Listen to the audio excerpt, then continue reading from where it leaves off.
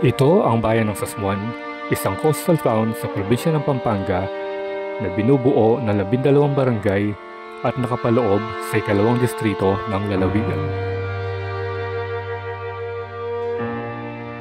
Sa ating pagpunta dito ay madadaanan natin ang Lubao to Sasmuan Bypass Road na kung saan ang kalsada ay ginawa sa gitna ng mga palaisdaan na nasasakupan ng magkabilang bayan. Kasalukuyan din na itinatayo ang Sasmuan Linear Park na magsisilbing eco park at dagdag atraksyon dito sa Bypass Road. Dito rin matatagpuan ang isa sa mga pinakamatandang simbahan ng Romano-Katoliko na ginawa ng mga Kastila, ang simbahan ng Santa Lucia.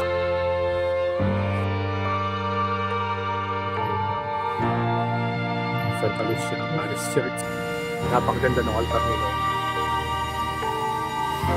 Kaya tara at samahan niyo ko muli sa ating pag-explore sa mga bayan ng Pampanga.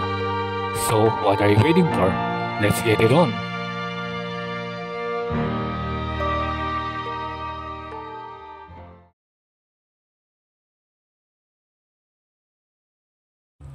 Welcome back sa ating panibagong episode. And for today's video ay pupuntahan natin ang bayan ng Sasmuan. Pero bago yan ay dadaan muna tayo dito sa may San Agustin Church, malapit sa poblasyon ng Lubao, para makapagpahinga tayo ng konti at makapagbisita na rin dito sa napakagandang simbahan dito sa may Lubao, Pampanga.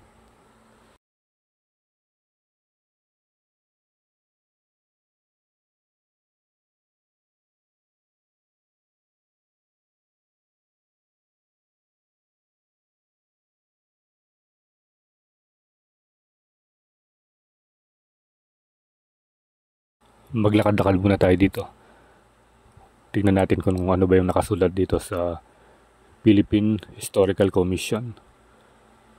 Ayan.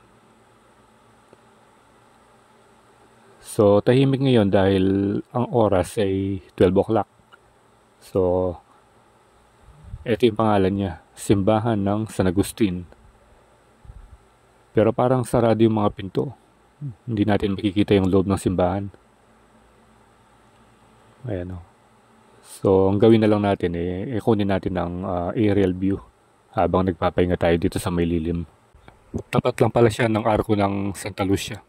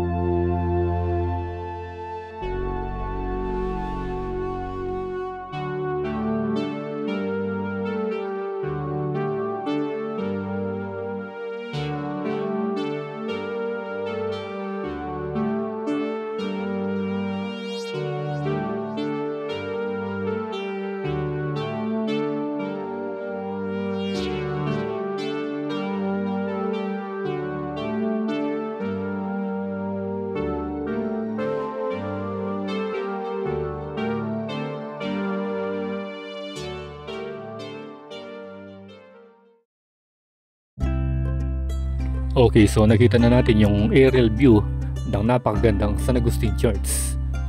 At papunta na tayo sa Sasmuan at yung dinadaanan natin ngayon, ito yung bypass road, ang daan na magdudugtong sa Lubao at Sasmuan. May mga banderitas dito, piyesta pala ni Apong San Nicolas.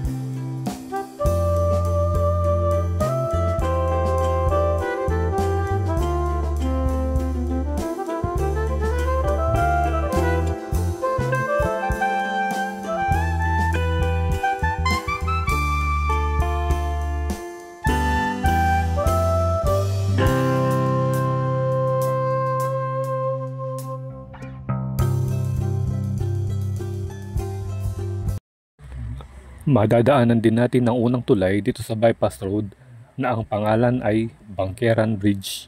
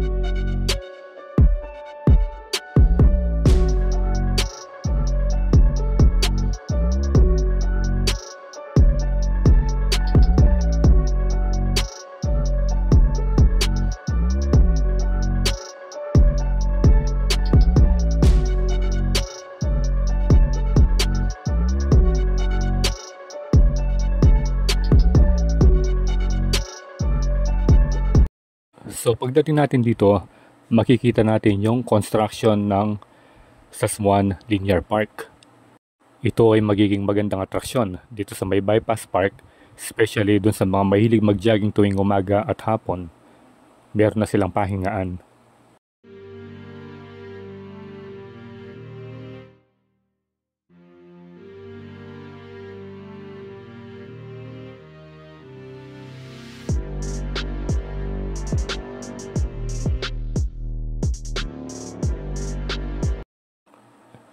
Dito naman makikita natin na ginagawa yung bandang harapan at ito yung statue ni Mama Mary. Ayan o. Ongoing yung construction nila sa pagpapaganda ng bypass road dito sa Sasmuan.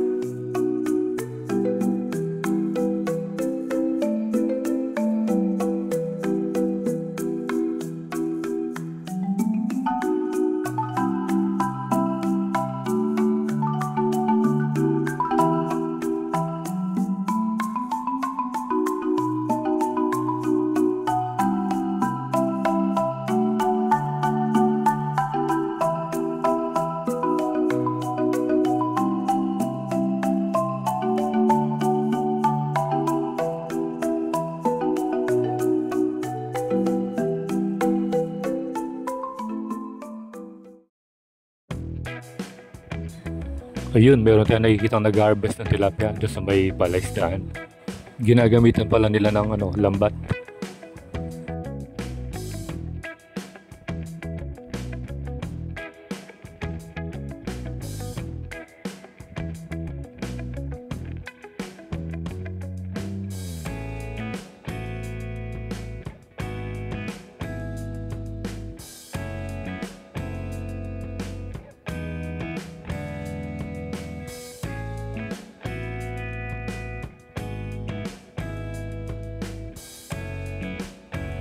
Ito naman yung bagong tayong Sasmuan Food Park. At meron din silang balit na playground dito. Katabi lang yan ng fire station ng Sasmuan at yung multipurpose building.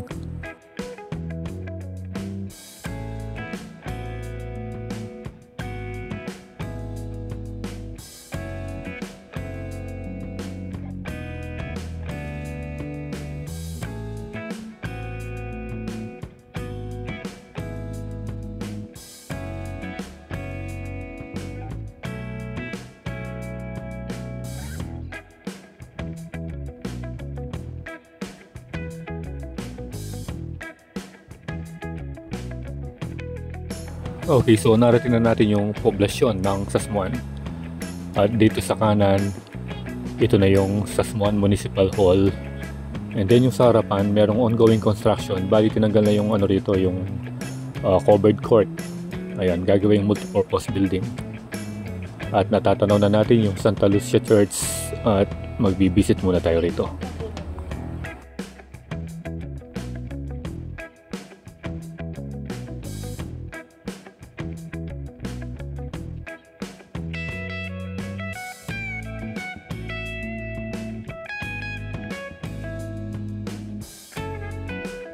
Mapapansin din natin dito na may mga nagtatrabaho at pinapaganda yung vicinity ng church.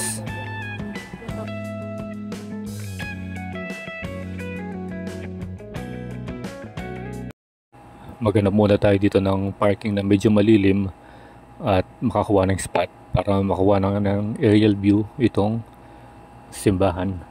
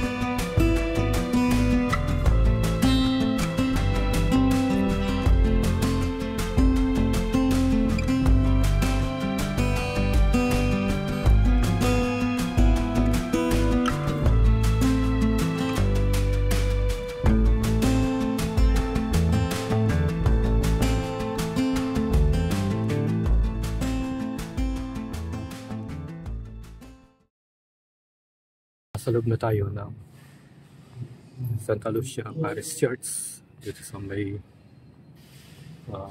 Sasmuan. Bali malapit lang ito sa sa munisipyo. At ituturo ko muna kayo kung ano yung itsura dito. Napakaganda ng altar nila.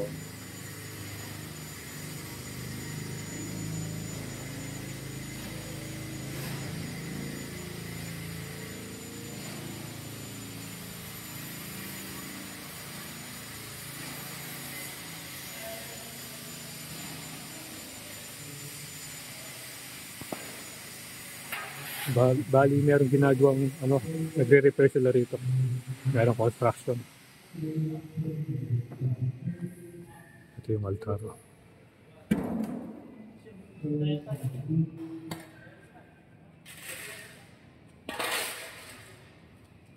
Yan, tingnan nyo kung gaano kaganda yung simbahan dito.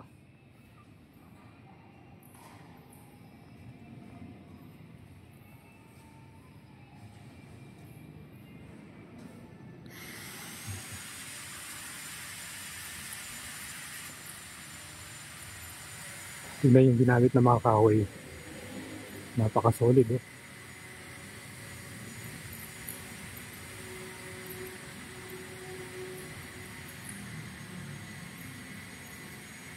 Ang mga kahoy talaga sila. Yung mga beam.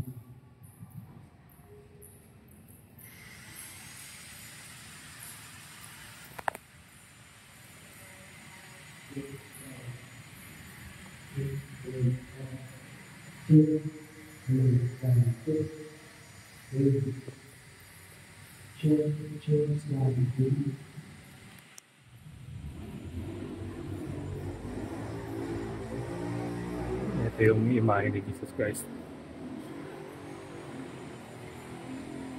Parang yung apong mama kalulu. Check sound, check. Praise the Lord. Sound, check.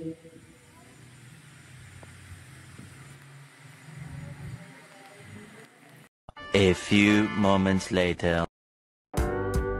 Okay, so tapos na tayo mag-visit dito sa Santa Lucia Church.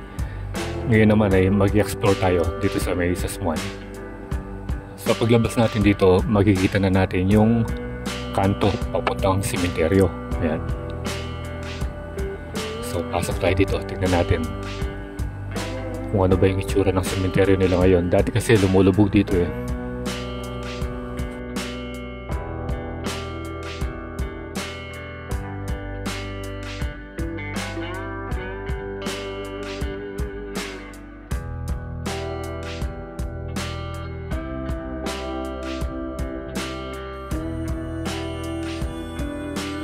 So yung papasok dito, yan, dyan tayo dati pumupunta. Yan yung sa kabilang side naman, parang palaisdaan din yun eh. Dito, tignan muna natin dito. Hindi pa tayo nagagawi dito sa parting ito ng sementeryo.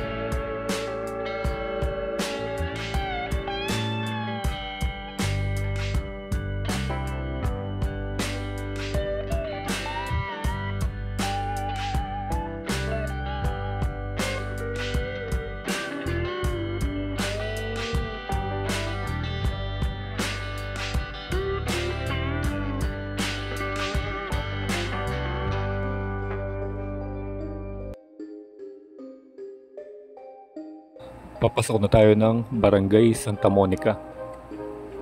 Yan, nung huli pumunta tayo rito, itong sentrong daan na to, bahay. Pero ngayon wala na. Siguro high tide lang nung panahon yon.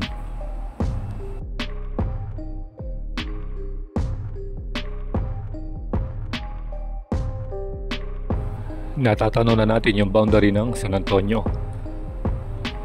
Ayan, diretso pa tayo dito. Tingnan natin kung anong itsura hanggang dun sa dulo.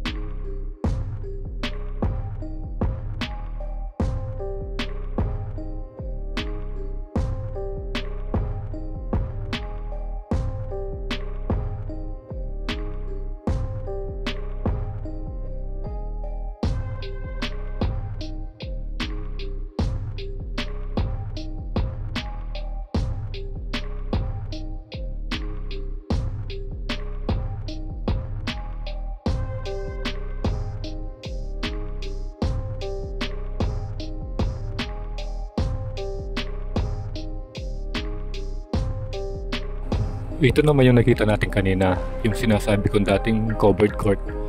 Ngayon ay Sasmuan Multipurpose Building na. Ito yung ipapalit. Tapat lang yan ng mismong munisipyo.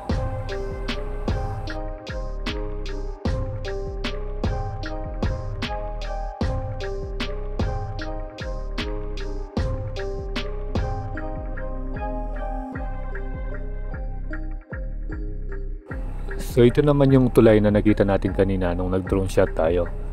Ito yung papasok ng Barangay San Pedro. Man. Dito sa bandang ilalim makikita natin yung terminal ng mga bangka. So bumibiyahe sila dyan kung gusto mo pumunta ng Guagua, Lubao, Makabebe, Masantol, or hanggang Apalit siguro pwede.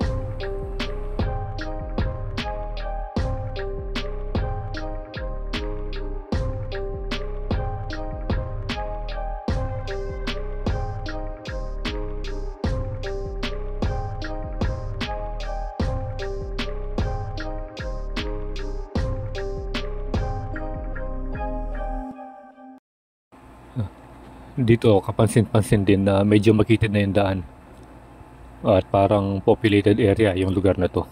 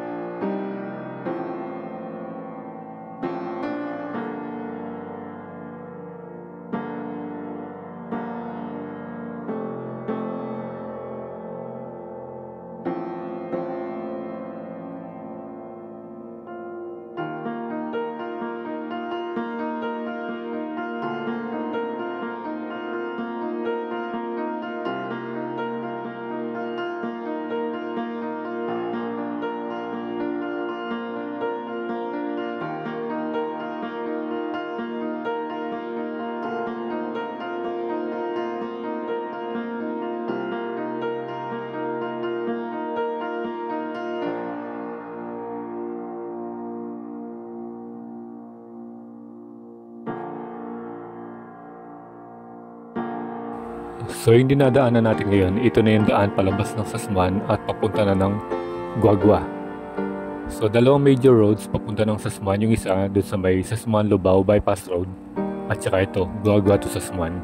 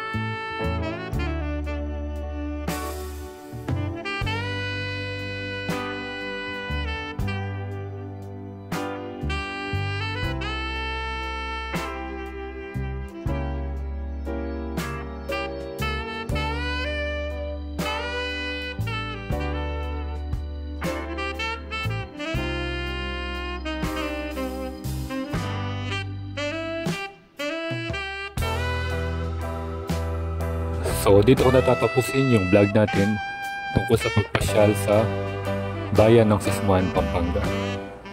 So ride safe always, Kabalen. See you when I see you, and Roy Landas is signing out.